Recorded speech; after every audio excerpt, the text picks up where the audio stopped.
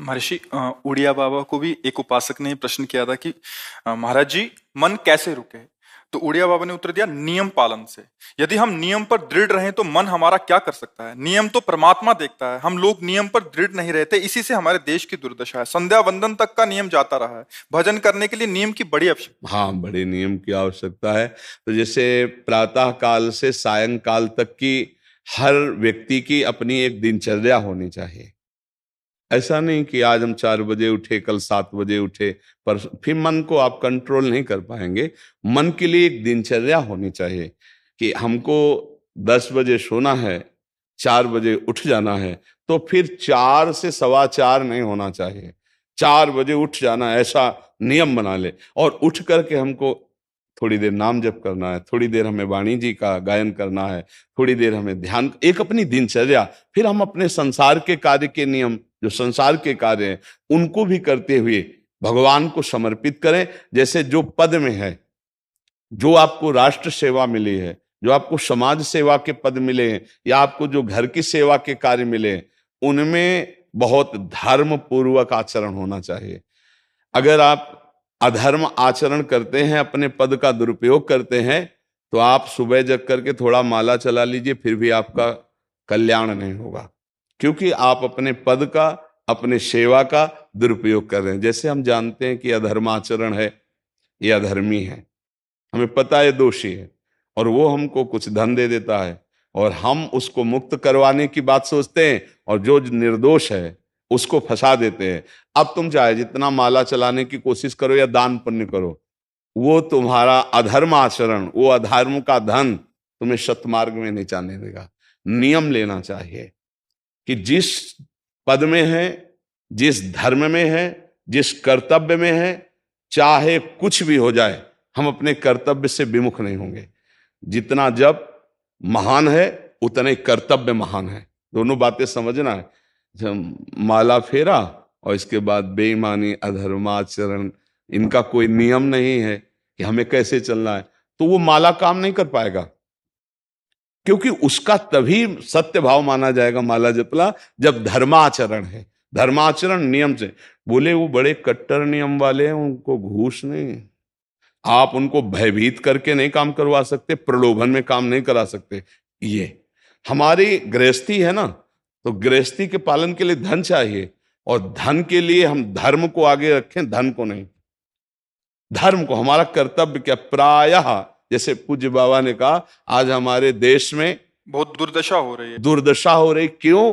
क्योंकि सब अपनी जगह से गलत हो रहे हैं। अगर अपनी जगह हम ठीक रहे तो हमारी दुर्दशा नहीं होगी।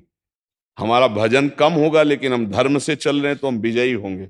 हम भगवान को प्रसन्न कर सकते हैं, क्योंकि हमें जो कार्य मिला है वो भगवान का ही कार्य, सृष्टि भगवान का कार्य।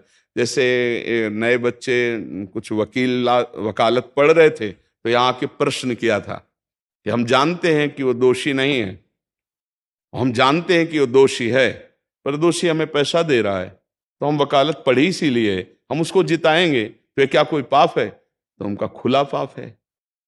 बोले नहीं, हमारी कोई ऐसा कंपनी दो, ऐसा कुछ बोले कि हमारी कंपनी को ये सिखाया जाता है, तो हमको तो ये करना ही होगा, अगर नहीं करेंगे तो हमारी वकालत का मतलब क्या रहा? तो नहीं, वकालत का मतलब अधर्मी को मुक्त करवाना नहीं है। वकालत का मतलब अधर्मी के सबूत एकत्रित करके उसको दंड दिलवाना है, और धर्मात्मा को मुक्त करवाना है। अब इसके लिए आपके पास अर्थव्यवस्था अगर कमजोर भी है, तो धर्म व्यवस्था आपकी पूरी है। धर्म व्यवस्था ठीक है तो परिवार स्वस्थ रहेगा, सुखी रहेगा, भगवान आप पर प्रसन्न रहेंगे। अच्छा, फिर हमने तर्क रखा कि जैसे आपकी बहन के साथ कोई गलत व्यवहार करे, आपको पता है, और वो आपको 10 लाख रुपया घूस दे, तो क्या आप उसका पक्ष लेंगे?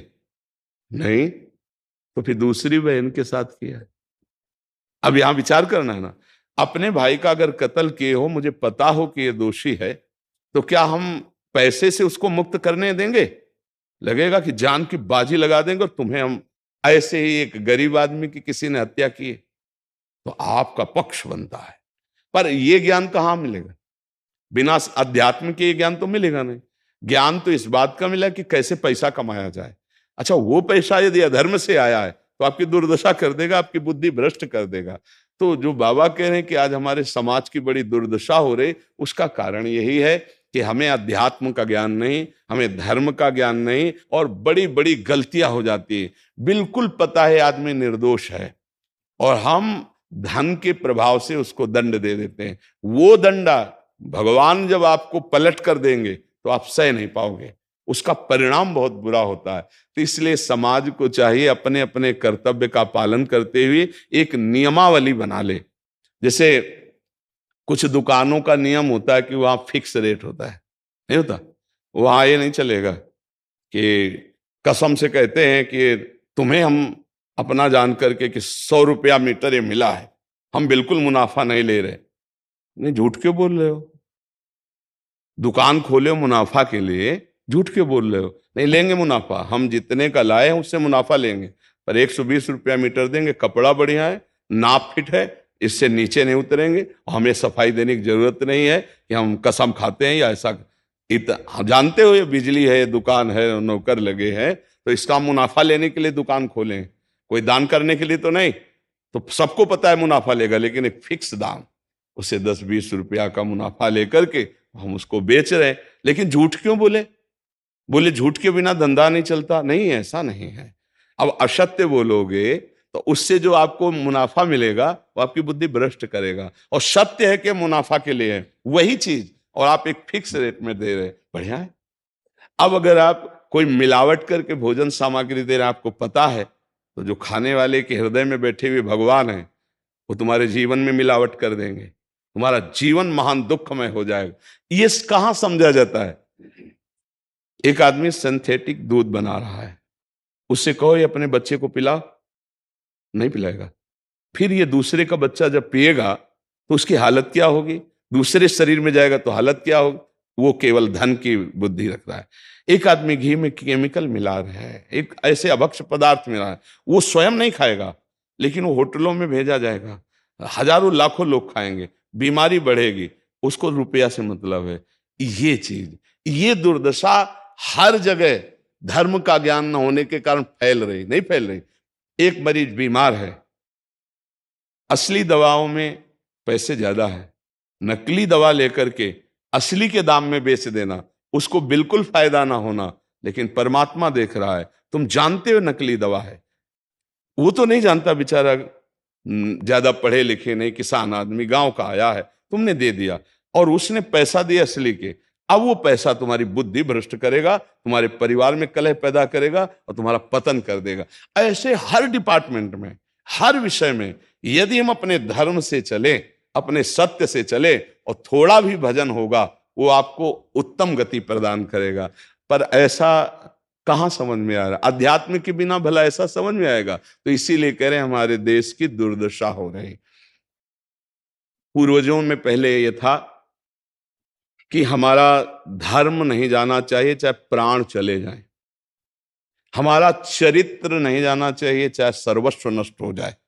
आज इसकी कोई परवाह नहीं, तो उसी से बुद्धि भ्रष्ट हो जाती है, जीवन एक पशुवत आचरण वाला हो जाता है, और वो अपने को बड़ा सुखी समझने लगते हैं कि हमारे पास बड़ा वैभव है। लेकिन प्यारे, उस दिन को याद करो जिस दिन तुम्हारा आखिरी समय होगा, ना तुम्हारा फार्म हाउस जाएगा, ना महल तुम्हारा जाएगा, ना बैंक बैलेंस जाएगा, ना कोई व्यक्ति, और ना ये शरीर।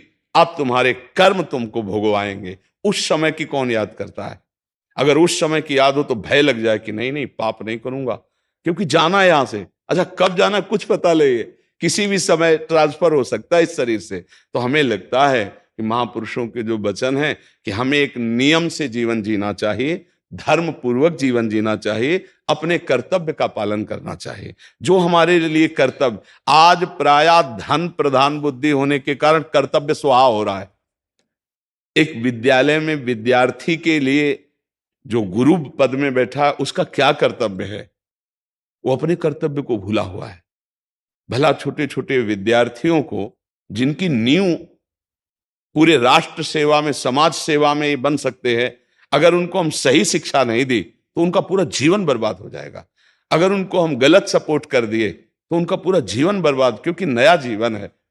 और जगह जगह अपने अपने